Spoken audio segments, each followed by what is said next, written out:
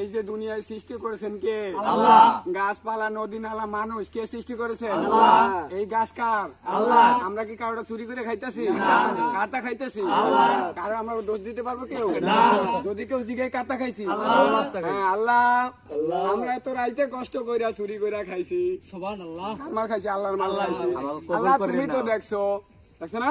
অবশ্যই। আল্লাহ এত কষ্ট কইরা কয়টা ডাব খাইতাছি, তুমি ভুল বুঝো না। তুমি তো দেখছো, তুমি সৃষ্টি করেছো, তোমার মাল খাইতাছি, আমরা তোমার বান্দা, আমরা কারো জিনিস চুরি করিয়া খাই না। আল্লাহ যদিও কেউ চোর বলে, তার বিচার তুমি কইরো। আমরা জানি কালকে এলাকায় সমালোচনা করবে, কি করছি আমরা?